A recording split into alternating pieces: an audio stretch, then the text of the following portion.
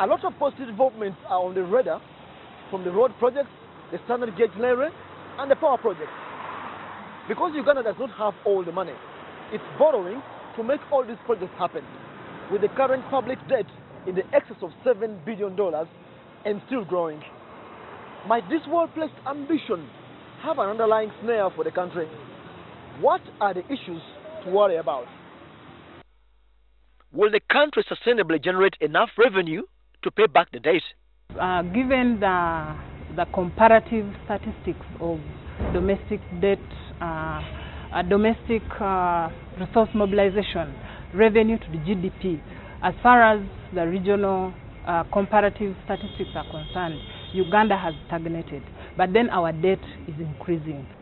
So the question is, if you are borrowing today, are you generating enough revenues? Are you projecting to have enough revenues in the future to repay the debt? In other words, even if you do incur a public debt and construct a road, the question is, will people use the road and the government be able to get to generate revenues through taxation?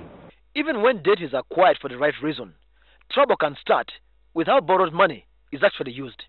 When you look at the Auditor General's report of 2015, actually Uganda's debt portfolio is characterized by non-performance. And this, if you do a track record from 2009, 10 up to date, there is a lot of non-performance as far as our debt is concerned. The Auditor General actually puts it at below 50%. And all this is as a result of poor loan absorption, poor financial management, design challenges, procurement challenges. Most debt is borrowed in foreign currency, yet the payback currency is in shillings. Think about standard gauge or the roads, etc. Are you going to use the road or standard gauge to generate exports? Because the debt is in dollars. Even if the economy is growing, but your exports are not growing to be able to get foreign currency to repay the debt, then there's also equal a problem. So the claim that debt is sustainable because it's below the 50% threshold does not suffice.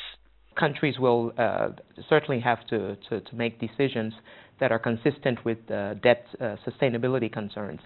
And in some places there may be domestic borrowing that is slightly less expensive, but other cases possibly more expensive. And so a proper weighing of the cost of that borrowing is essential. Let us invest in a medium-term expenditure framework. We look at expenditures over a 5-year, 6, or even 10-year, okay, and look at the revenue sources over the same period.